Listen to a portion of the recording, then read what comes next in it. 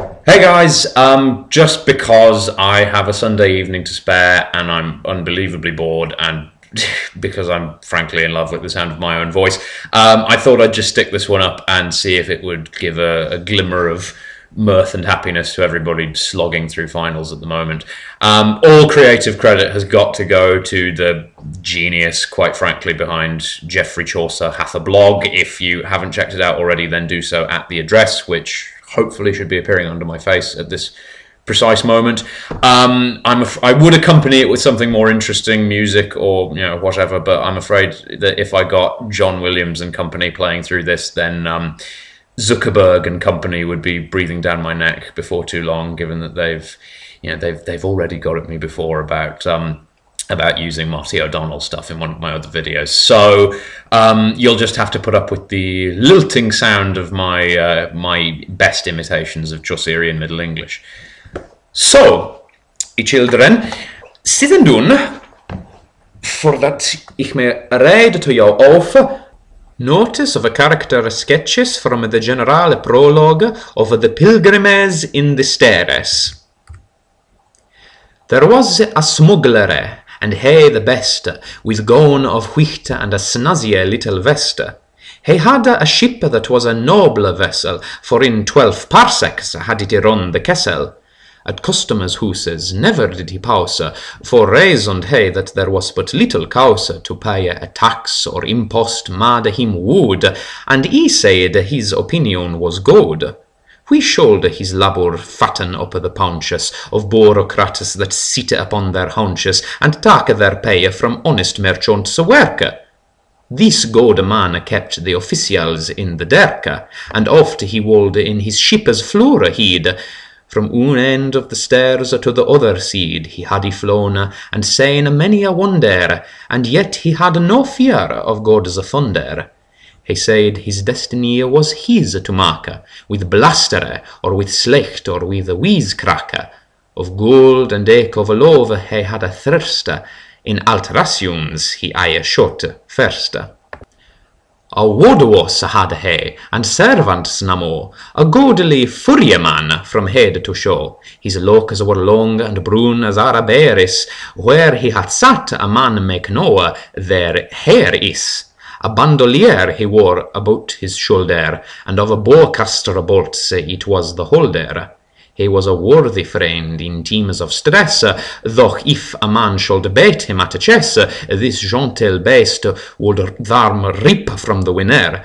Therefore he won as oft as Bobby Fisher.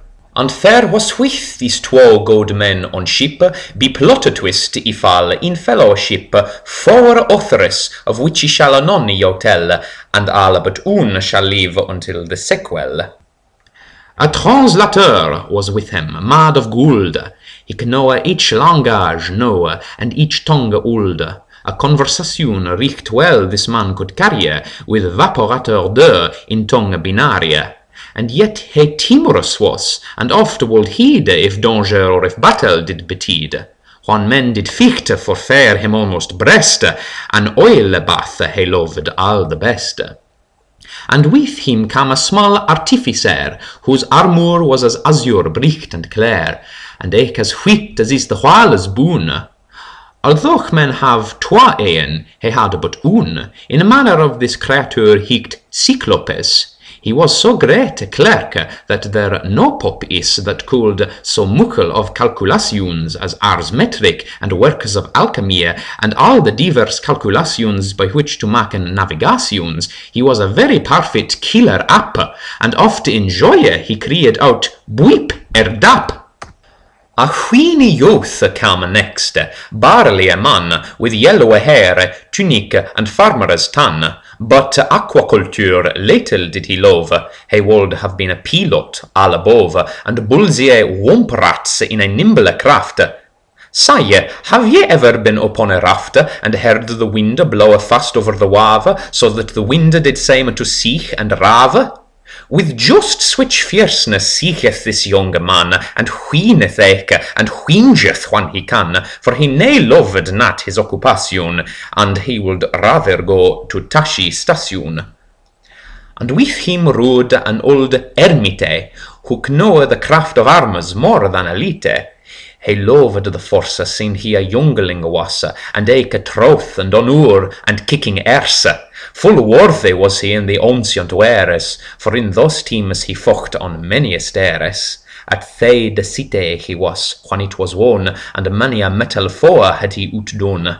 And eke he made the stand at Genosis, the which he trow was not a bunch of roses. At Hrinvare he had fought, at Terresul, from Corpusant and Utupox all a hul he come away, unneth with a scratch, though on Musfar he nearly met his match.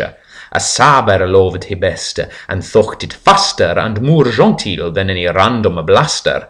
Full wise he was, no action hero merely, though of paternity he spak unclerie.